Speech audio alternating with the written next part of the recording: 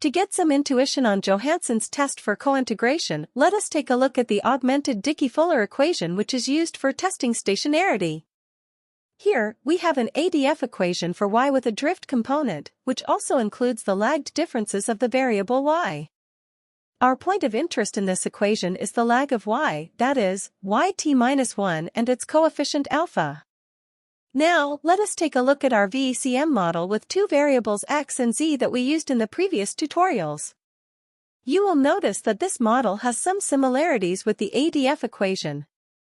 First, the dependent variables are in the first differences in both equations. Second, we have some lagged differences in both equations. Our VECM example has two lagged differences, and the ADF equation can also have any number of lagged differences to eliminate autocorrelation. Finally, we have yt-1 in both equations, which is the first lag of the variable, along with its coefficient alpha and matrix pi. Of course, our VECM model is in the matrix form, including two equations for x and z, whereas the ADF has a single equation. Still, there are a lot of similarities between the two. In the ADF equation, we want the coefficient alpha to be negative and significant for stationarity. Similarly, we focus on the matrix pi to test whether the variables are cointegrated.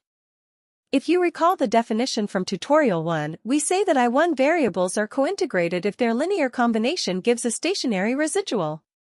You could say that we want to test whether the variables along with the coefficients in matrix pi give us a linear combination which is stationary.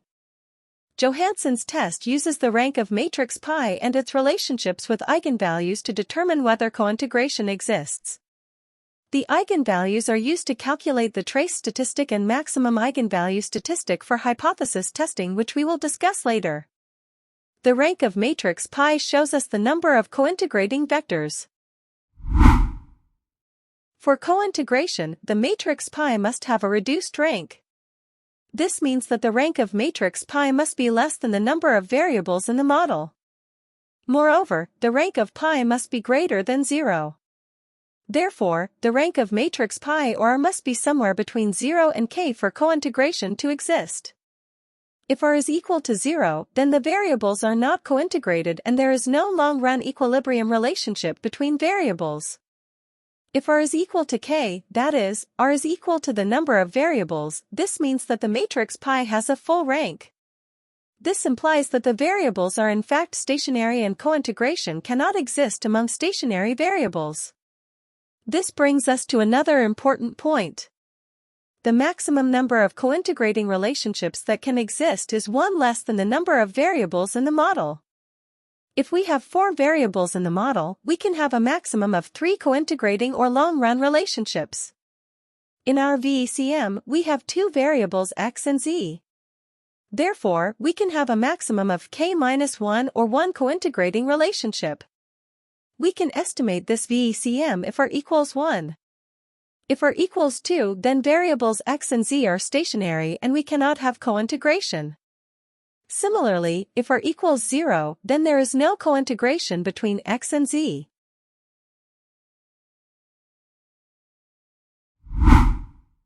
It is clear that Johansen's cointegration test leaves us with 3 possibilities for the rank of matrix pi.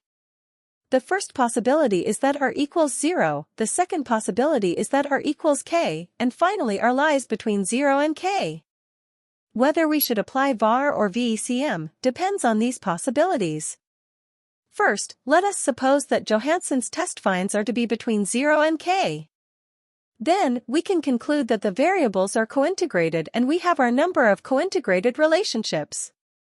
In such a case, we should apply the VECM model, which will give us short-run and long-run coefficients along with adjustment parameters. Second, we could have a situation where r equals 0. This means that there are no cointegrated or long-run relationships among the variables. Since the variables are non-stationary, we can consider a VAR model and differences to make the variables stationary. The coefficients of the VAR model will represent short-run estimates because the variables will be in differences. Finally, we can encounter a situation where r equals k, that is, r equals number of variables in the model. This implies that the variables are stationary, and we know that cointegration can exist only in non-stationary variables. As a result, we should use a VAR model in which the variables are in their original form.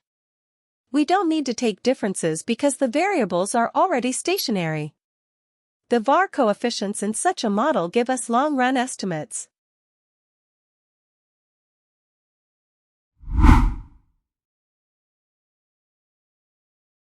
Johansen's test for cointegration is used to test a sequence of multiple hypotheses, not just one hypothesis. The number of hypotheses to test is equal to the number of variables in the model. If we have 5 variables, then we have to test a sequence of 5 hypotheses, starting from the hypothesis that R equals 0, up to the hypothesis that R equals k-1. Let us consider our earlier VECM model with 2 variables. When we apply Johansen's test to this model, we have to test for 2 hypotheses to determine if R equals 0, R equals 1, or neither. We start by testing the null hypothesis that R equals 0 or no cointegration. For the trace statistic, the alternate hypothesis is that there is at least one cointegrating vector. The alternate hypothesis for the maximum eigenvalue statistic is a little different and states that we have one cointegrating vector. We cannot reject the null hypothesis if the trace statistic or the maximum eigenvalue statistic is less than the critical value. Then we conclude that R equals 0 and there is no cointegration. If the calculated trace or maximum eigenvalue statistic is greater than the critical value, we reject the null hypothesis of R equals 0 and move on to test the next hypothesis in the sequence. That is, we now test the null hypothesis of R equals 1. Again, if the calculated trace or maximum eigenvalue statistic is less than the critical value, we cannot reject the null hypothesis and conclude that R equals 1 or we have one cointegrating relationship. Similarly, we reject the null hypothesis if trace or maximum eigenvalue statistic is greater than the critical value. We keep on moving ahead in the sequence of hypotheses till we can determine the number of cointegrating vectors or the rank of matrix pi. This procedure is easy to implement in software programs because they automatically calculate the critical values and the values of trace statistic and maximum eigenvalue statistic.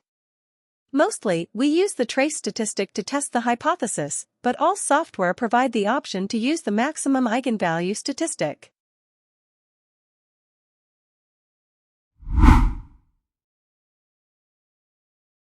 Johansen's cointegration test can be easily implemented in software programs like R and Stata.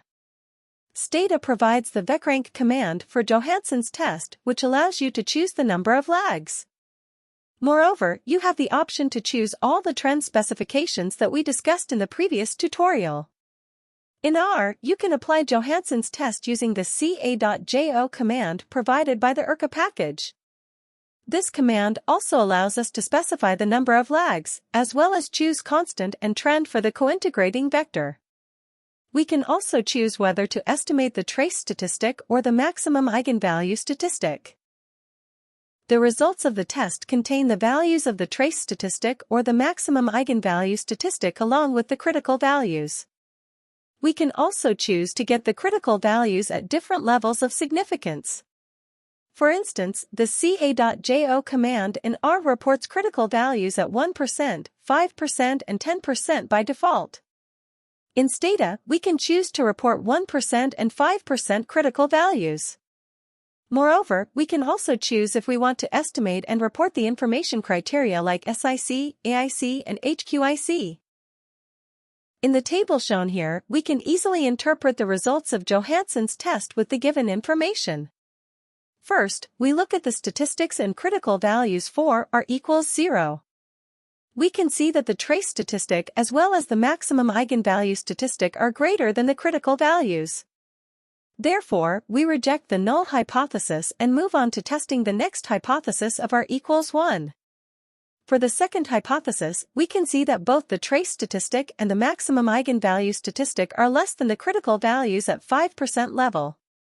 This means that we cannot reject the null hypothesis and conclude that R equals 1, that is, we have one cointegrating relationship. Thank you for watching, and I will see you in the next tutorial.